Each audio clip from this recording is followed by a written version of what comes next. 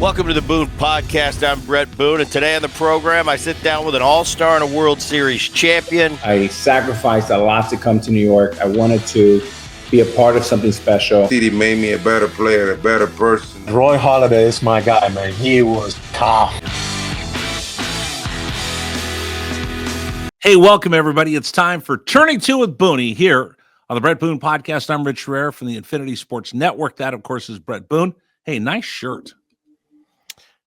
Nice shirt, Rich. And once again, I can't explain how excited I get for the ticker. I see it week 2. Evan, great job. Now, for those of you who don't know what I'm talking about, check out the YouTube. We are highfalutin. Highfalutin. Okay. Before we get to the ticker, I got a quick thing for you yesterday. You mentioned my shirt. Yeah.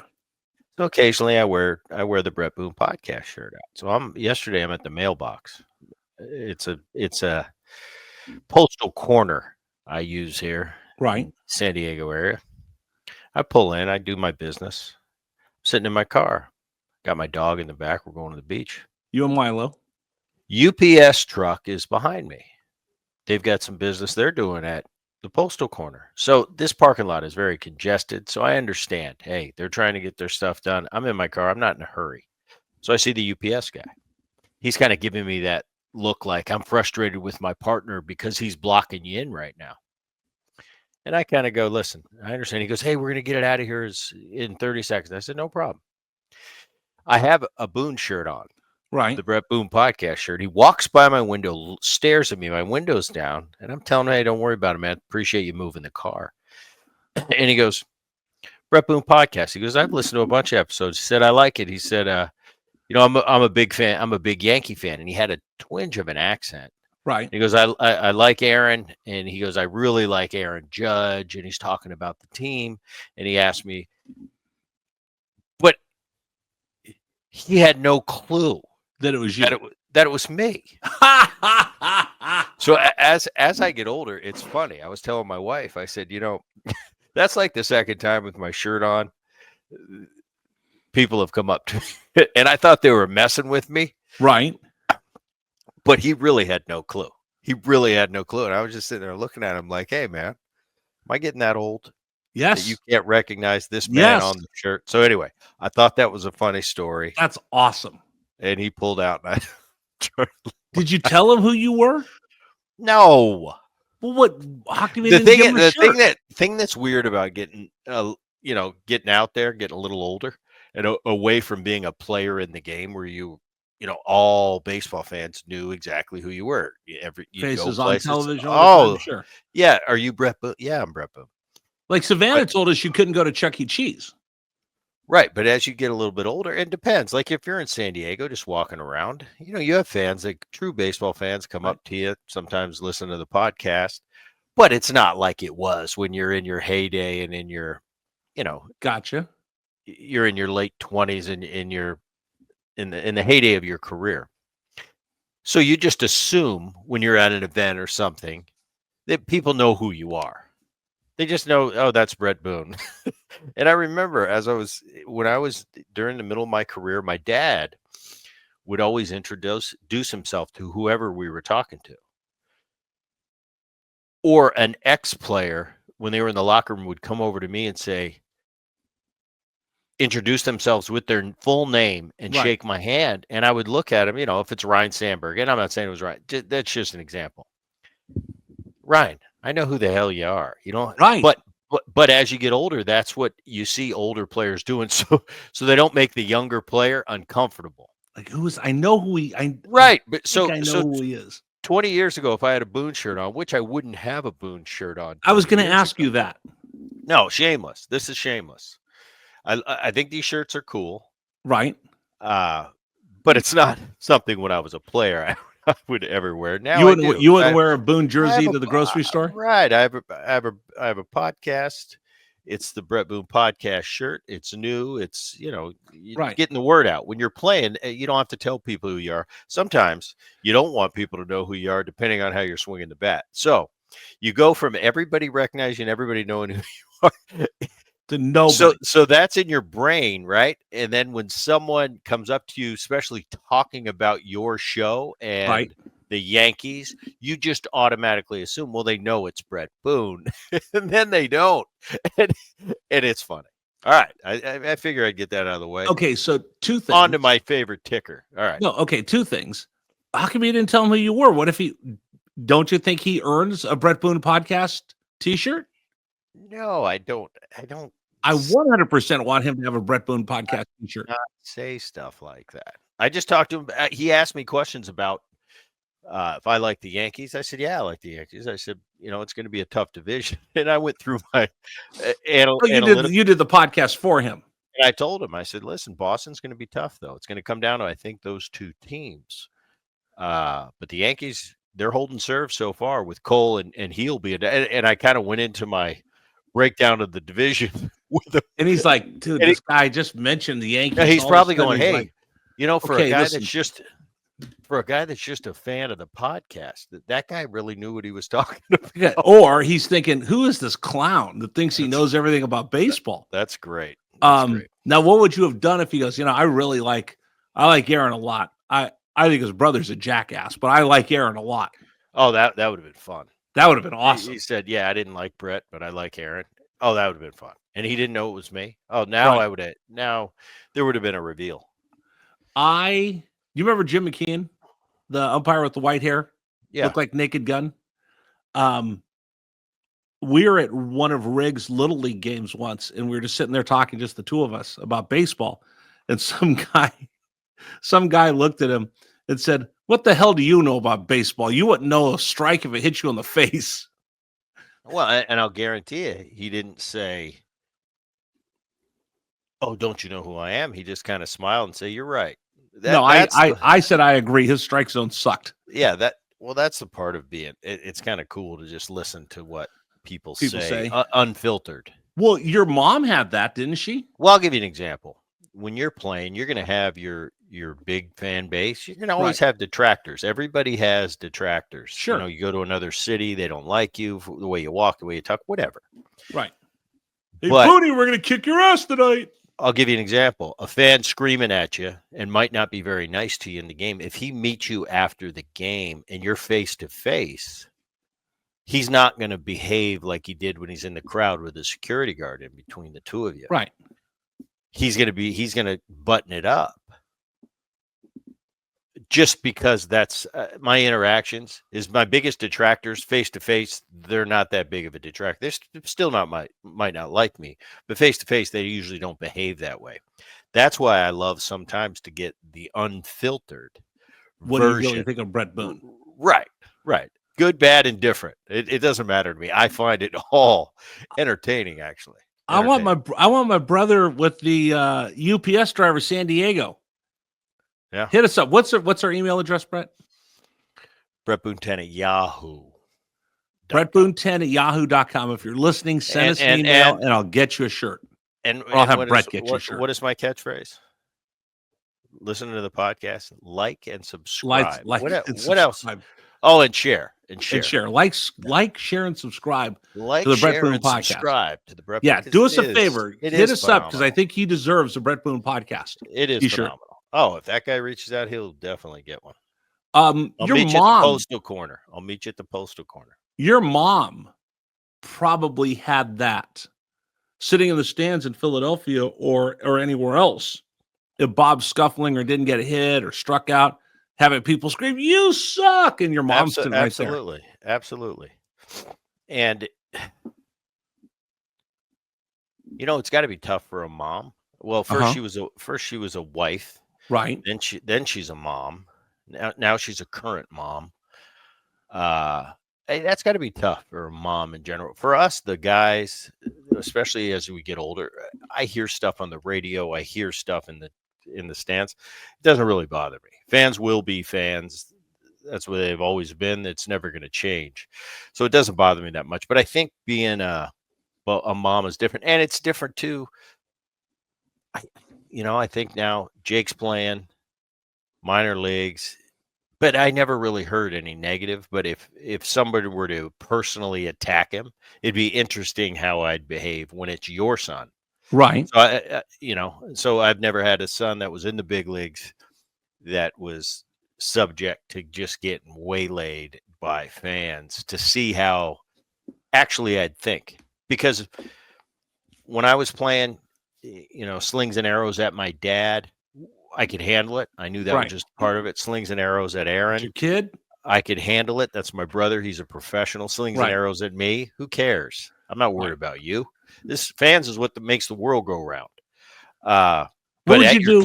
kid, it's probably a little bit different. What about your son-in-law, Nicky Knox, who's playing well right now? If we were at the game and somebody goes, Nicky Knox, you suck. Well, that's fine. And there's nothing wrong with the "you suck." You suck sometimes can almost be endearing, can almost Right. be a compliment. But What if they really get on I'm Nicky talking Knox? about the real mean fans. What that if they say some really real get on person. Nicky Knox? I think I would be defensive of him. Yeah, I'd fight. I don't know that I'm going to blows. Oh, I'd fight. I'm not going to blows. I Well, would. you're an American badass. Well, what can I say?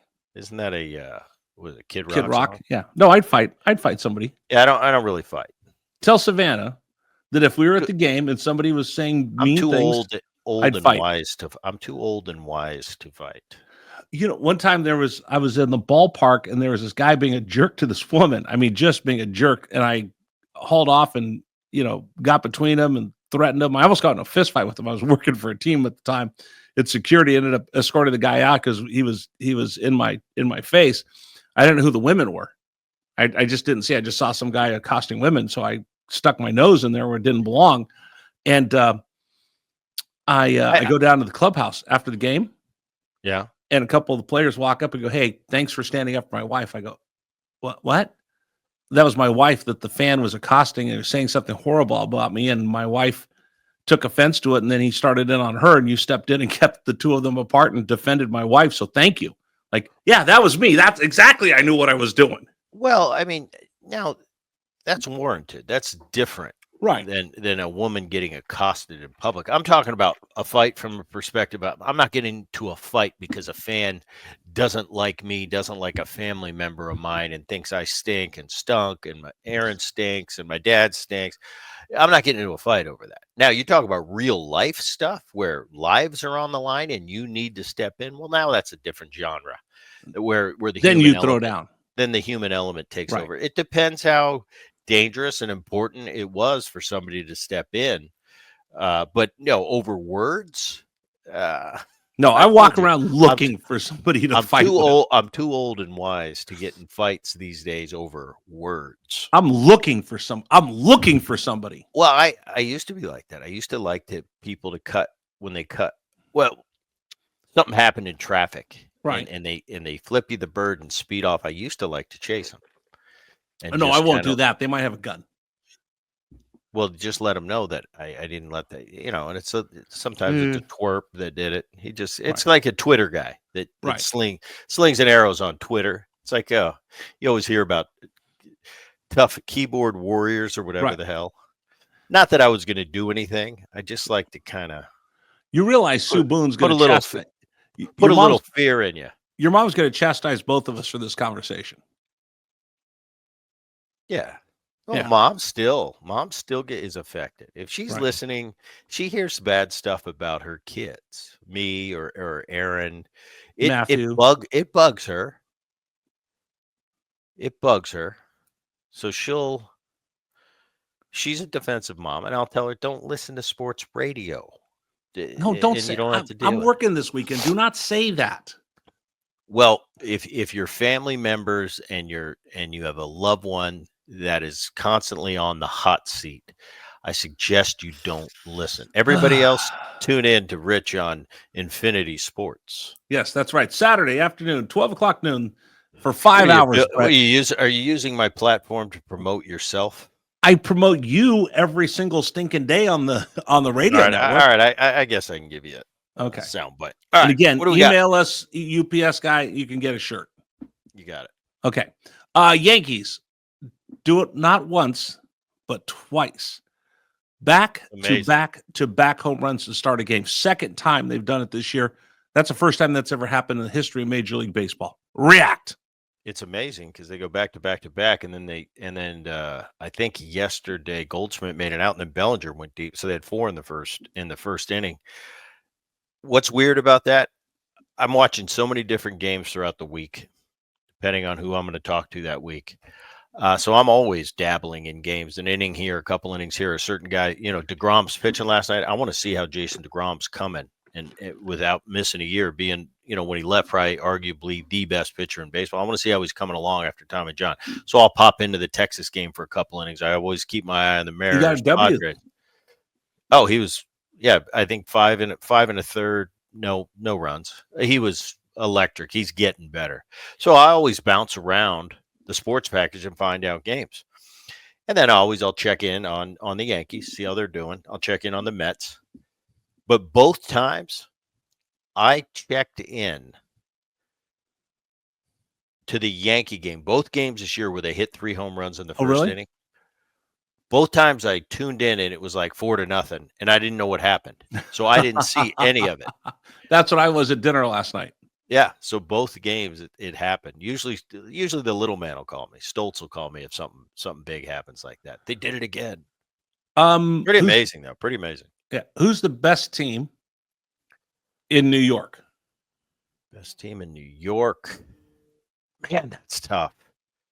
Both are really exceeding my expectations on April or on May 1st. Yeah, we're at the beginning. Both are real. If you were to tell me the Mets have the best record in baseball right now, Montas and Minaya aren't even pitching, and I wasn't overly impressed with their staff to begin with. I'd say you're crazy. That's really impressive. Yankees playing as good as that, top their division, missing Stanton, Cole going down right at the beginning, Heel not available. And to say they're at the top of the division right now, that's surprising to me. I'd say the Mets are more surprising. I don't know if I can call it. I know you want me to make a call like once. The American people want to know today. One is May 1st. Definitively better than the other. At this moment in time, not for the whole season, at this moment in time. It's kind of a wash. No. It's kind of a wash. Brett, you got to pick one. What team am I taking for this season? No. You got to listen to the question. Today, May 1st. Well, the Mets have a better record. Okay, so right now, on paper, the Mets are the best team in New York on May 1st. I don't know what's going to happen on May 2nd. May 1st, Mets number 1. When you say on paper, only on paper means the record. So, okay. So talent on paper? I watch test. Right now, May 1st, with Bret Boone's own eyes, who's better? Mets, Yankees. Mets, and that's only because they got a few more wins. They got a little magic going. I think the Yankees are just playing well. The Mets are playing well and have a little specialness going on, and I don't know what it is, and that's without Juan Soto kicking into gear yet. Okay. Yeah. Eventually, by the time it's done, it's damn close. They're pretty close. If I had to take a team right now for the long haul for this season, let's make it a Vegas thing. You have to pick a team that's going to do better this year. Who's going to go deeper in the postseason? I'll take the Yankees. Okay. Big picture, take the Yankees. But right now, Mets, they're having a tough time losing a game. Right now, it's the last season of the NBA on TNT with Charles Barkley, Shaq, Kenny the Jet Smith, and then Ernie Johnson Jr. Their last season on TNT. Next year, they move over to ESPN. But on that show, as soon as you get eliminated, they do this funny bit about going fishing, right? You're done. You go fishing. Season's over. Right. Will anybody go fishing before the Colorado Rockies this season? Are the Rockies the worst team in baseball? Are they the first? Have they already been eliminated?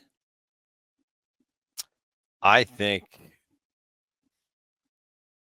yes, they're the worst team. Absolutely. Are they the worst team by a mile? No. The White Sox still are terrible. But Rockies are last year's White Sox. Yes, the Rockies will lose 110 plus games. Who will the They're White Sox or the the Rockies. Rockies? The White Sox could the White Sox are going to lose 100 games. It's whether they Okay. lose 110 plus.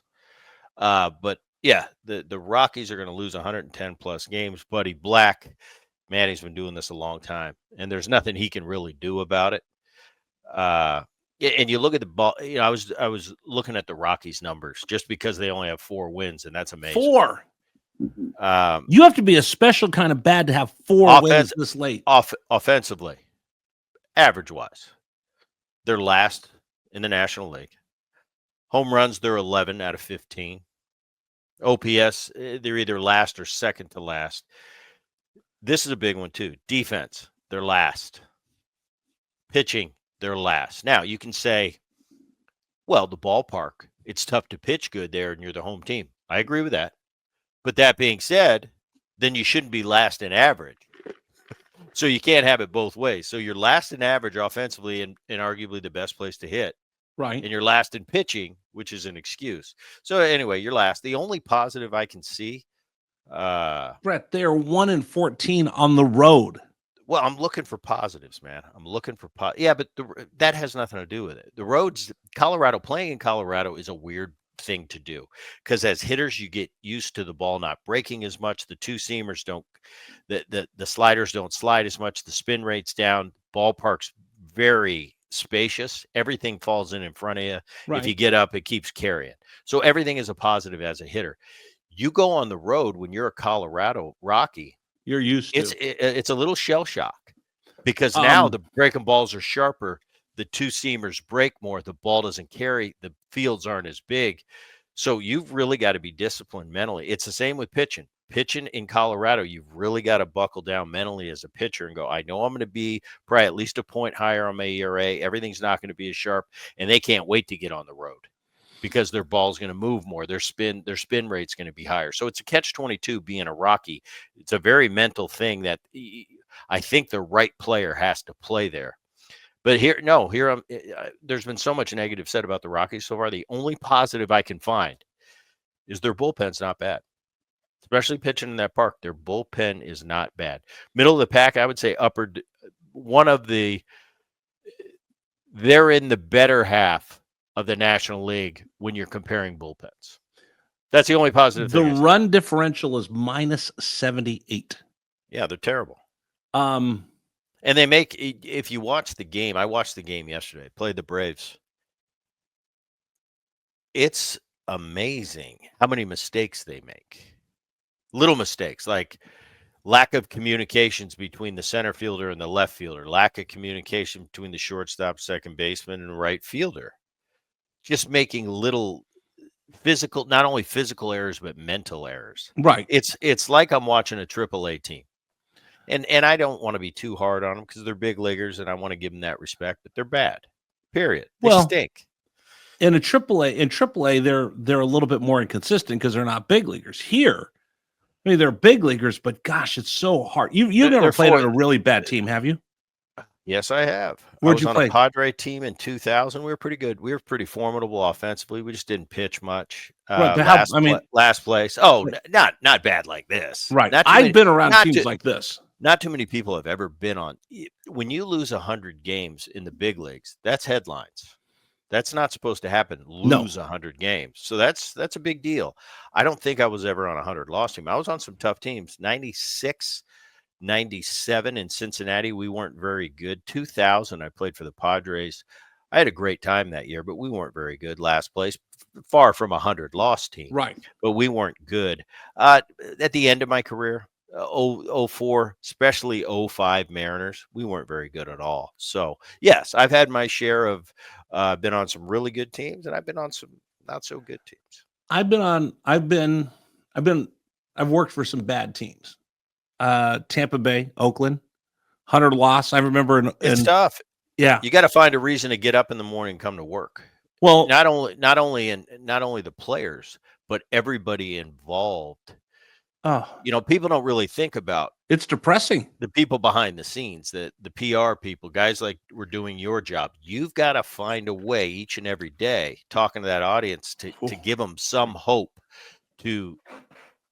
You don't want everybody on the other end of your microphone going, "Oh, shut up." There's not. You're just making stuff up. I mean, and essentially you are. But as I'm good. player, I'm good at broadcasting bad baseball. Hey, come on out. The Oakland A's is taking on the Chicago White Right. Sox.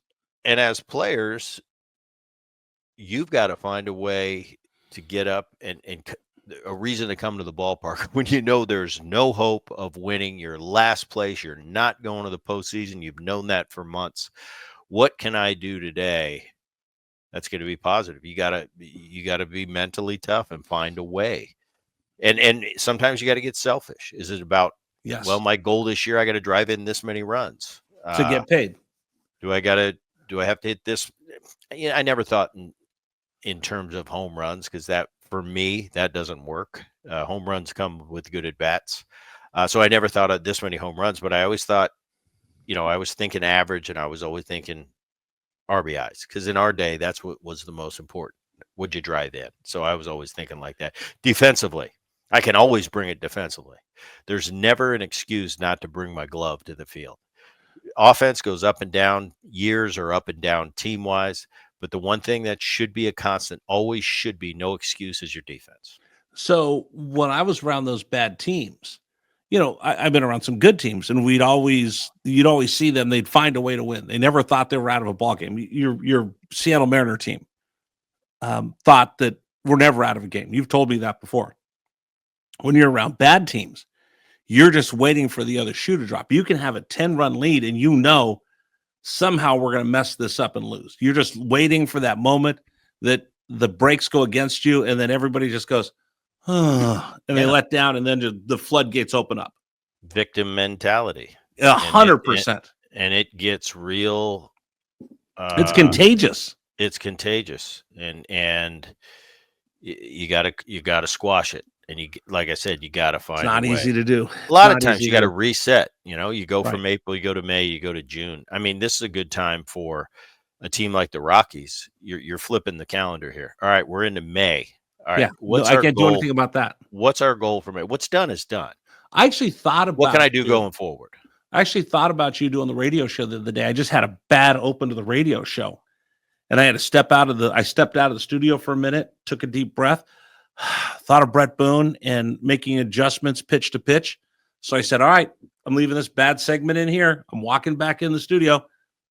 That segment, I can't do anything about it. All I could do is worry about what's coming up next and do the very best I can. End up having a decent show. So with little Bret Boone advice. Yeah, I've never had a bad show. You've had a bat. Yeah, that's like a real thing. This is no, I'm kidding. I know exactly what you're talking about. Having done and logged as many shows as I have now, there's definitely, and you'll hear about it. You know that, because we'll talk afterwards. You'll be like, Boone, how'd it go? Most of the time, hey, pretty good show. Really good. But once in a while, I'll say, Rich, I was terrible. My guest was awful. He didn't bring anything. I didn't know what to say. It's just one of those days. So I know, as much as I kid, I know exactly. One day I want you to co-host my sports talk show. Would that be the color, and you would be the play-by-play? I'll let you lead. I want you to do 5 hours. Oh, how about 2? Okay, we'll see what we can do. Yeah. How about 1? Now, you are qualified, though, Bret, to be a sports talk show host, because, ladies and gentlemen, boys and girls, this week, can I tell people where I went, Bret? My big trip? Sure. Not that this without divulging too much. I got invited to the White House. Very cool. On Friday, I went to the White House. It was really cool. It was really cool. I can't believe you didn't protest and not go. That seems to be popular these days. Now, listen, hey, the Eagles just went. Everybody's gone. Dodgers went. Nobody protested. But I went to the White House, so I wasn't around to watch the NFL draft. So my dear friend Bret Boone tuned in and paid attention to every round of the NFL draft, so we could talk about it here on the podcast. So, Bret, I don't think you've ever watched all 3 days of the draft the way you did. You've been to the Major League Baseball scouting combines. We've seen the draft in baseball on TV. You've experienced the draft, but to watch the draft from Green Bay with hundreds of thousands of people watching on TV, hanging on every word, 100,000 people there at Lambeau Field to watch the draft. Give me your takeaway. Well, first of all, people are lunatics. These people that go and sit there and dress up and act like buffoons. Like I said, we need fans. Fans are what makes the game go around. So I accept it and I smile. I think you're crazy. In a good way. Yeah. Fans are great. You need fans. I just want to make sure I don't want. Soon as every athlete want to email Bret Boone. For those fans out there, for those athletes out there that have negative things to say about your fan, that's why I always said I don't care if you like me, hate me. Fans are what makes this game go around. Right. You have the right. You buy that ticket. You have the right to not like me or what I do, the way I walk, the way I talk, the way I play. You can hate my team. I want you in the crowd. So I've never had, when you cross a certain line, and not too many fans do, there's a different kind of cubbyhole I put for the fans that cross the line. But 99% of fans are just crazy, passionate, love or hate you. And that's what you need. And that's what makes the game great. And I love it. I love a packed house of hostile fans that don't like me or my team. That's just as fun for me as when everybody loves you. Anyway, I've never, probably in my life, and I know the NFL draft's a big deal. Baseball's trying, but they're not at NFL level as far as the watchability. I've never in my life, this is honest, watched more than 5 minutes of an NFL draft because I don't care. Now, if I got buddies back in the day that were getting drafted, I'll check. I was watching on day 3. You were. So I think there's a conspiracy, and they dropped Shedeur Sanders in the 5th round. So the people like me, the fly-by-night fans, the only watch when there's something big's going to happen, or you're interested in a feel-good story. That's when I watch. Right. So I think there's a bunch of people out there in my category when it comes to the NFL. But you had all of us watching. That had to be the highest rated day 3 draft coverage of the NFL in the history. I haven't seen the numbers. Right. But so when you go conspiracies, that's what my brain. Why did he go to the 5th round? Oh, because guys like me were watching, and we never watch, let alone everybody else. Just a stretching along. But it was interesting to me. With all the hype around it, with is Sanders, and I don't know the X's and O's of football. I know he was Player of the Year in his conference. Right. That's got to be saying something. I can't get into the weeds with an NFL scout and say his mobility and his arm strength. They do this for a living. I don't know. I know if you're a good player, you're a good player. And then it pencils out where it pencils out. I know this about professional. Here's what it came down to. And actually, I'd have to say throughout all the coverage, and the Sanders brothers they were doing Twitches and live broadcasts. I really ended up liking Shiloh Sanders. I thought he was charming, like a big brother. He was really wanted Shedeur to do well. He ended up signing a free agent. I liked him I don't know what kind of player he is, right? But I liked him as a personality. I didn't dislike Shedeur. I think Shedeur. Wow. I don't dislike him. I think some of the choices they make are questionable at that age and that big of an arena. Right. I think I would downplay it a little bit. Listen, you played for Colorado, the NFL's for big boys, and have a little more humble to it. But then your dad's Deion Sanders, who I played with. And I got along great with Deion. Deion's Deion, though. Deion's one of the greatest cornerbacks in the history of the NFL. So everybody, because I'm me, doesn't mean I enter the draft like Ken Griffey Jr. because I am not Ken Griffey Jr. You're not Bob Boone. I'm not Bob Boone. Bob Boone's not me. Bob Boone's not Ray. You're your own individual. We're all person. different. So my advice as a dad was a little lower key. I heard, and you hear the rants. I listen to, because I want to know what really happened. So I do what I can, and I watch the experts. I saw Kuiper melting down, and then I saw a buddy of mine, Reese Davis, kind of having a more measured, subtle take on what happened. The bottom line is, I think when push came to shove, it was like He wasn't ranked as high as people thought he was, or as he thought he was. And certain teams, because he declined to do the combine, is that correct? Yeah. He declined. You better be pretty sure that you're going to be picked high if you decline stuff that everybody else is doing. Obviously, that was a bad move. That can be construed in many different ways amongst executives when you talk about the intangibles of the makeup of the kid. But just as an overall, I look at him. I don't dislike Shedeur. I think there's parts of him that I really like. I don't think he's a bad kid. I think he's a good kid. And I say kid because that's what these guys are. As much as we need to be treating them like they're mature adults because of the money and everything that comes along with being a top pick for the NFL. You need to be a big boy. I get that. But I was 21, 22, 23. I thought I was this mature big boy, and I had a ton to learn. So just like in baseball, and I always tell you this, I have a lot of grace for young players, young athletes, the decisions they make, what comes out of their mouth, because I've been there, and I look back at that 22-year-old and I laugh at some of the things I said. And I thought I was this big, mature manly man of the world. Right. And I had no clue what was about to hit me. So I give all these kids, I never have this big, bold opinion. I said, now when you're 32 years old, I want to see you're how acting like an idiot. Now you're acting like that. Well, we've got problems, but he's just being a kid. And it was obviously it didn't serve him well because he didn't go to the 5th round. And everybody told me with this draft, it wasn't a strong quarterback draft. No. So work with me. I'm these aren't facts. I'm just what I'm hearing from football experts. But let me throw But also the consensus is he wasn't a 5th round quarterback, especially in this draft. So something he was doing was wrong, and the powers that be did not like it. So if I were him, I'd kind of tuck tail, humble, get ready for camp, go in there and kill it, and prove everybody wrong. It doesn't matter where you get drafted. It does financially in the short term. And this is the lesson I learned in my draft. I was completely offended that I went in the 5th round. I was you guys are both 5th rounders then. Right. Not Bret Boone, publicly. Shedeur Sanders.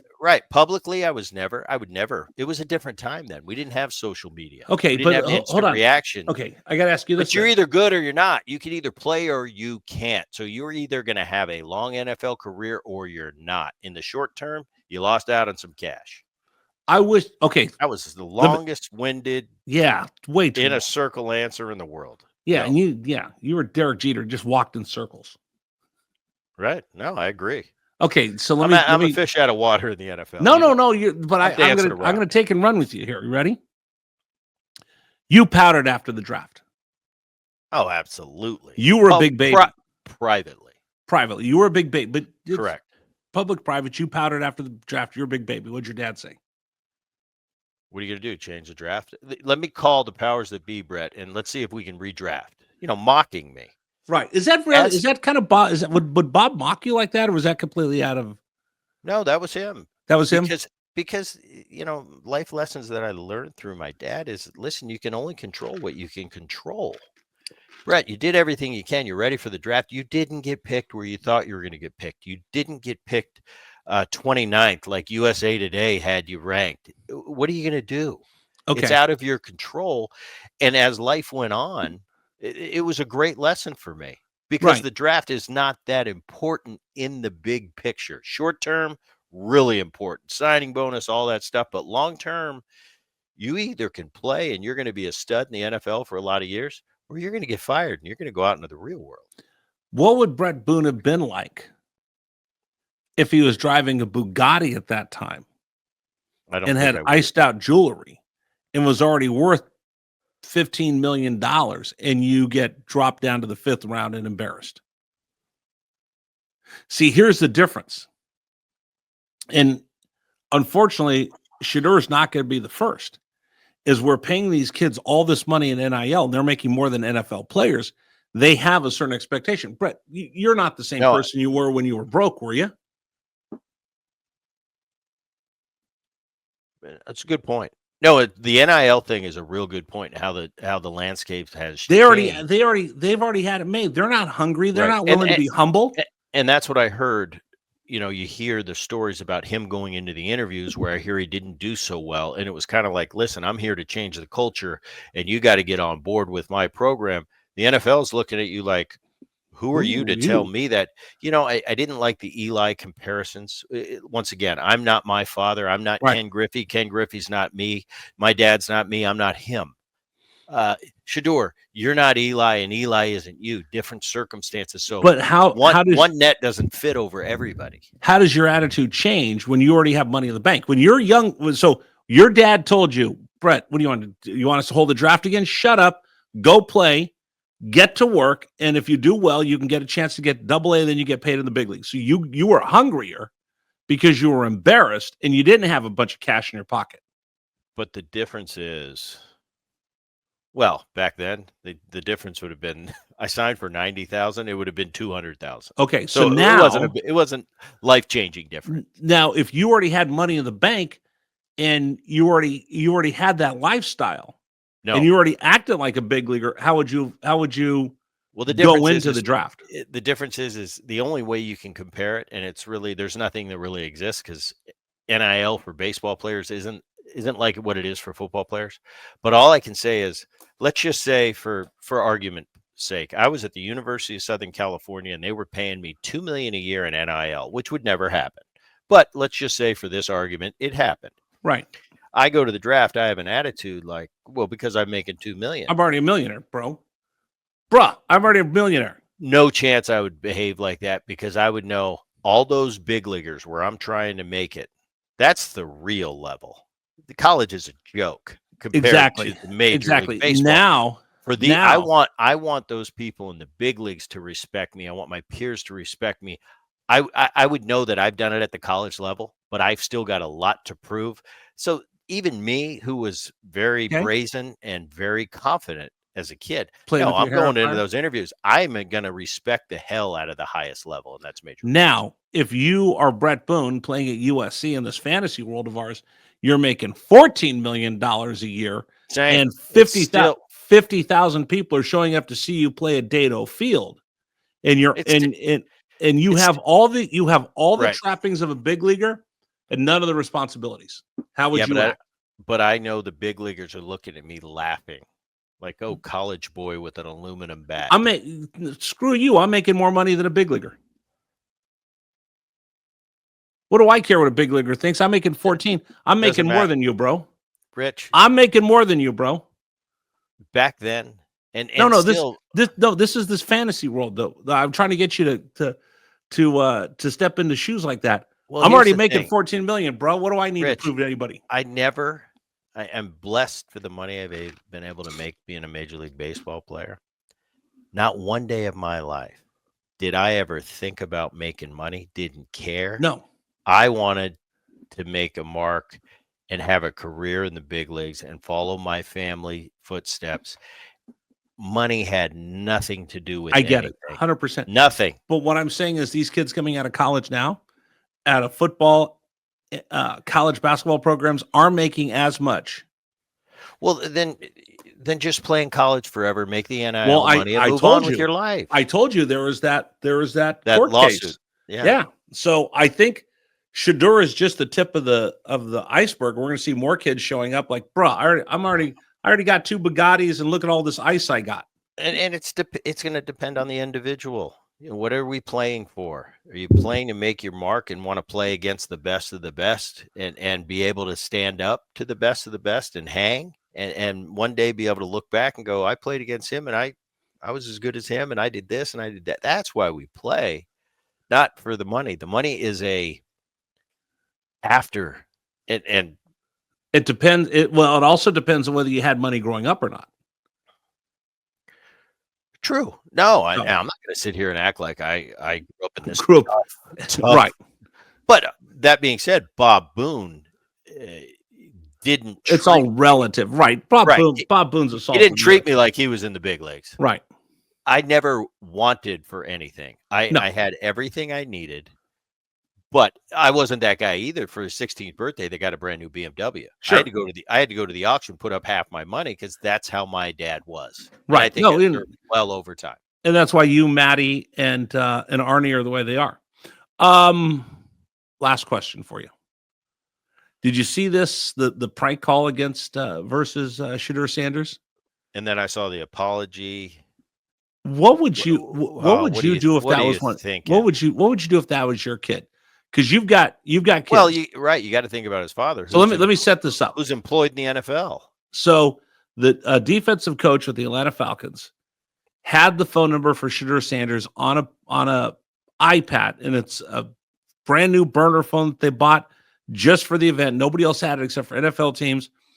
Ulbrich's kid gets a hold of that number, and he prank calls him during the draft, and then the knucklehead actually films it, and it goes out on social media. Well, my thing is this: he didn't even make the phone call. He gave the phone. He gave the phone to his buddy to make the phone call, and he's giggling in the background. In the background. First of all, what are you thinking? Well, first, you're not thinking.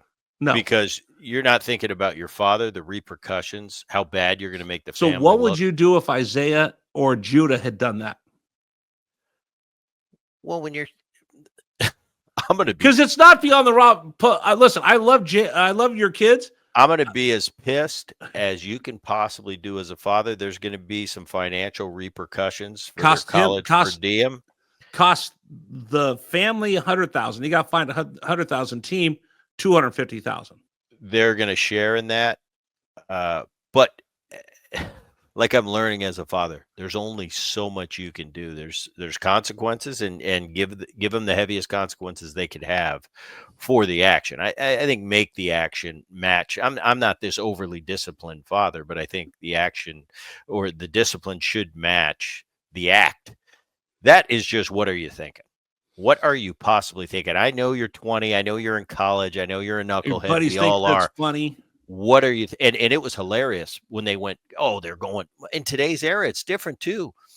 It's different too, Rich. We didn't know anything about going viral. Right. Today, you go viral. That's like a big notch in your belt. Yeah. That was the one chance for them to go viral. They did. I'm sure for a couple hours, they thought it was the greatest. All their friends are calling. Then when it started to sink in what you really did, it's like, Dad's not going to be happy. It wasn't the smartest thing to do. That's called being a knucklehead college It's like taking student my dad's truck skiing and making that stupid. Okay. As much as I say I look at Shedeur and I have a lot of grace because still he is a young man / boy. Where is he when he's 32? I'm going to do the same thing for these knucklehead college kids that thought it was a good idea and then all of a sudden went, oh, that's a bad idea. I'm going to give them grace. That being said, there's going to be consequences. That's going to add on top of the grace I have for you. But they wrote a letter to Shedeur. I thought that was the right thing. I thought it was the classy thing to do. But you did what you did. It comes down to being a knucklehead college student. We all were. Some are bigger than others. I've got a couple of them right now. I know. I don't think they'd ever. I don't think. Hey, don't talk about my fraternity brother like that. I don't think they'd ever do that. But at the same time, nobody killed anybody. But that's. You know what I would have done? Shedeur's already having a rough day, and now you're going to do that. That's Shedeur showed great grace. As he did, and that's why I said I didn't dislike Shedeur throughout this whole thing. I think there's a lot of potential there. It just needs to be put in the right direction. And what did you say? You know what I would have done? You said something, brah, or something. That brah. Sounds like Judah Boone. Yeah, that's what he'd say. Oh, sorry, brah. What is this, brah? You know what I would have done, Brett?